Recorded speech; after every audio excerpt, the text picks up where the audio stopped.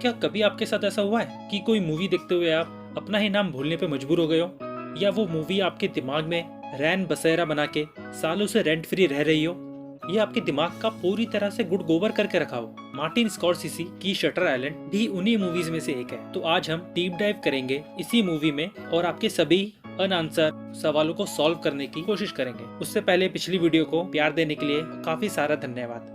तो बिना और पकाए वीडियो शुरू करते हैं। एक बात बताओ, क्या ज्यादा जरूरी है, एक मॉन्स्टर की तरह जीना या एक अच्छा इंसान बन के मर जाना? ये लाइन इंपॉर्टेंट है, याद रखना, आगे काम आएगी। तो ये स्टोरी है टेडी डैनियल्स की, जो एक यूएस मार्शल है, जो अपने पार्टनर हल्क मतलब चक के साथ एक मेंटल असाइलम के मिसिंग पर्सन के केस को सॉल्व करने के लिए गया है। ये असाइलम एक रिमोट आइलैंड पे बेस्ड है जिसका नाम शटर आइलैंड है, जहाँ हर दूसरे दिन आंधी तूफान आते रहते हैं और ये असाइलम पूरी तरह क्रिमिनल से भरा पड़ा है और इस जगह से भागना उसैन बोल्ट के लिए भी इम्पॉसिबल है। और इस असाइलम को रन करते हैं डॉक्टर कॉली, जो बंदा खुद काफी मिस्ट्रीज से भरा पड़ा है। अब टेडी की भी अलग परेशानी है। तो जैसे उसने वर्ल्ड वॉर 2 में सर्व किया है, तो उसके वॉयलेंस ने उसका दिमाग खराब कर दिया है और इससे भी ऊपर एक एंड्रू लेडिस नाम के बंदे ने उसकी बीवी का मर्डर भी कर दिया है। तो इस सबसे टेडी को ऑलरेडी काफी ट्रॉमा मिल चुका है। पर शटर आइलैंड पे आके उसको पता चलता है कि यहाँ पे चीजें और भी क्रीपी और डेंजरस है, क्योंकि आंधी तूफान, पागल मर्डरर्स और क्रीपी प्रिजन गार्ड से उसे ये तो समझ आ जाता है कि ये कोई आम जगह नहीं है। और टेडी जितना ही इस केस में घुसता चला जाता है, उतना ही वो उधर की डिस्टर्बिंग सीक्रेट्स और इल्यूजन में फंसता चला जाता है। जैसे रेचल सोलांडो,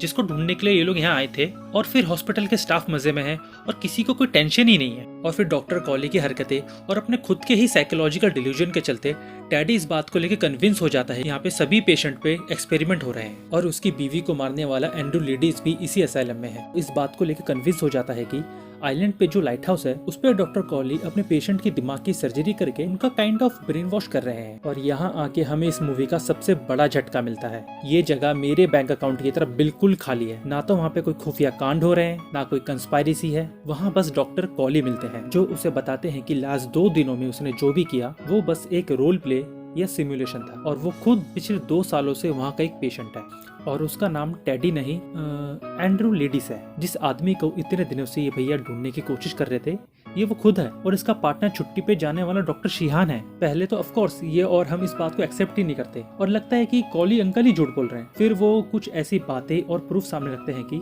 हमें बिलीव होने लगता है। और फिर टेडी को याद आता है कि हुआ क्या था। उसकी वाइफ डिलोरिस ने अपने 3 बच्चों को डुबा के मार दिया और ये रियलाइज करने के बाद कि वो अपनी बीवी का कुछ नहीं कर सकता क्योंकि वो मेंटली इल है, एंड्रू उसे शूट कर देता है। पर इस सबका इमोशनल ट्रॉमा इतना ज्यादा था कि उसके ब्रेन ने इस चीज को कभी एक्सेप्ट ही नहीं किया। तो उसके ब्रेन ने अपने दिमाग में अपनी अलग ही स्टोरी बना ली कि शटर आइलैंड पे एक्सपेरिमेंट हो रहे हैं और यूएस गवर्नमेंट के खिलाफ कंस्पायरेसी हो रही है और उसे सबको बचाना है। पर अपनी रियलिटी याद आने पर टेडी इस बात को एक्सेप्ट कर लेता है। पर तब डॉक्टर कॉली उसे बताते हैं कि वो ये एक्सपेरिमेंट पहले भी कई बार कर चुके हैं। पहले तो वो रियलिटी एक्सेप्ट कर लेता है, पर कुछ दिनों बाद वो फिर से रिसेट हो जाता है और ये साइकिल डॉक्टर स्ट्रेंज और डोरमामू की तरह लूप में चलती रहती है। और ये सुनने के बाद एंड्रू कुछ रिस्पॉन्ड तो नहीं करता, पर कुछ दिनों बाद वो फिर से टेडी बन जाता है। और क्योंकि वो एक डेंजरस क्रिमिनल था, तो डॉक्टर को ना चाहते हुए भी उसे लेबोरेटरी के लिए ले जाना पड़ता है। एक ऐसा प्रोसीजर जो उसका अग्रेसिव बिहेवियर को खत्म करके उसे एक ज़ॉम्बी बना के छोड़ देगा। और जाते जाते वो अपने हल्क यानी डॉक्टर शिहान से बोलता है कि क्या ज्यादा जरूरी है, एक मॉन्स्टर की तरह जीना या एक अच्छा इंसान बन के मर जाना। और इसी डायलॉग ने हमें और डॉक्टर शिहान को सदमे में डाल दिया।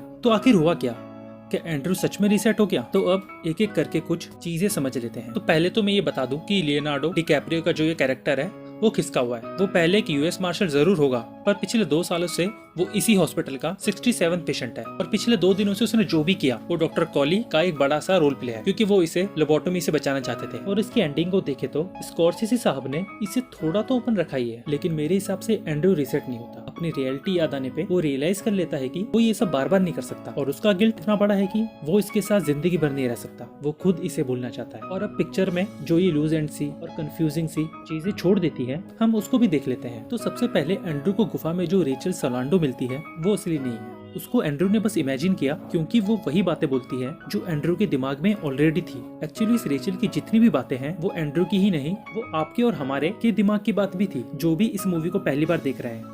जैसे कि आइलैंड पे कंस्पायरेसी है, डॉक्टर कॉली मेन विलन है और यहाँ पे सभी पेशेंट पे एक्सपेरिमेंट हो रहे हैं और एंड्रूस को ड्रग्स देके उसको पागल बना रहे हैं। फिर आता है जॉर्ज नॉइस जो इसको वार्ड सी की जेल में मिलता है और माचिस की तीलियां जला जला के उससे बात करता है। अब जॉर्ज पूरी तरह से रियल है, वो एंड्रू को भी जानता है और इस गेम को भी जानता है और कुछ दिनों पहले एंड्रू को उसके रियल नाम से बुलाने पर उसकी धुलाई भी हुई थी और इसी अग्रेशन की वजह से डॉक्टर्स को रियलाइज होता है कि एंड्रू बहुत डेंजरस है और इसी के चलते एक्सपेरिमेंट हो रहा है। तो अब रेचल के रूम से मिले पन्ने पे लिखे रूल ऑफ 4 का मतलब रेचल सोलांडो, डोलारिस चैनल, एडवर्ड डेनेल्स और एंड्रू लेडीज है, जिनको रीअरेंज करने पर ये एक दूसरे के एनाग्राम बनेंगे। और 67 का मतलब पेशेंट नंबर 67 है जो वो खुद है। और हाँ, रेचल सोनाल्डो कोई नहीं है, उसे एंड्रू ने अपनी वाइफ का नाम जंबल करके अपनी बेटी के नाम से मिक्स करके बनाया। और इसमें और काफी सटल हिंट्स है जिन्हें आप पहली बार देखते टाइम तो नहीं पर सेकंड वॉच में जरूर नोटिस करेंगे। जैसे एंड्रू जब भी गार्ड्स के आसपास रहता है वो हमेशा ऑन टोज रहते हैं और अपनी गन्स को पकड़ लेते हैं और ये ऑब्वियस है क्योंकि वो एक अनस्टेबल क्रिमिनल है। और जब भी वो रेचल सोलांडो को ढूंढते हैं तो सब टाइम पास कर रहे होते हैं और कोई मेहनत नहीं करता क्योंकि वो रियल होती ही नहीं है। और इस पूरे इंटेरोगेशन वाले सीन को कोई सीरियसली लेता नहीं है क्योंकि उन्हें पता है नकली का राजा मंत्री चोर सिपाही चल रहा है, इसका कोई पॉइंट ही नहीं है। और डॉक्टर शाहीन के एक्सप्रेशंस भी कभी कभार बहुत अजीब हो जाते हैं